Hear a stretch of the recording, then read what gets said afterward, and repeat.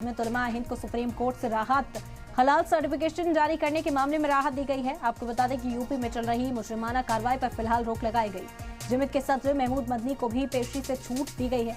UP police ने notice जारी करके पेश होने के लिए कहा था। पिछली समात में सुप्रीम कोर्ट ने मरकजी और यूपी हुकूमत को नोटिस जारी किया था। दरअसल यूपी सरकार ने हलाल प्रोडक्ट्स पर बैन करते हुए हलाल सर्टिफिकेट जारी करने वाली तंजीमों पर FIR दर्ज की है, जिसके बाद आज जमीयत उलमा हिंद को ये राहत मिली। आपको बता दें कि जमीयत उलमा हिंद इस मामले के साथ सुप्रीम कोर्ट पहुंचा था।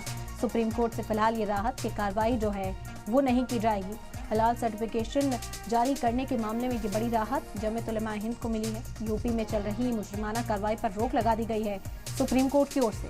आपको बता दें कि जमीयत के सदर महमूद मदनी को भी अब पेशी से छूट दे दी गई है।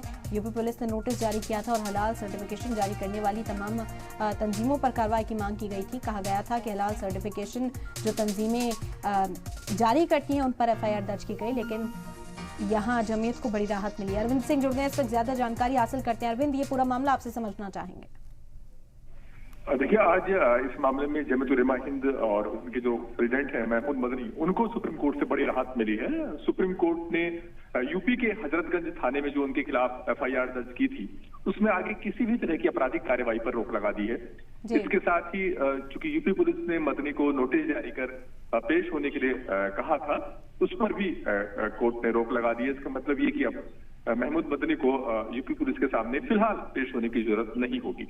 दरअसल ये पूरा जो मामला है वो यूपी सरकार की ओर से जो फैसला लिया गया था सूबे के अंदर हलाल प्रोडक्ट्स पर बैन लगाने का और तमाम उन संस्थाओं के खिलाफ FIR दर्ज करने का जो हलाल सर्टिफिकेट जारी करती हैं, उससे जुड़ा हुआ है।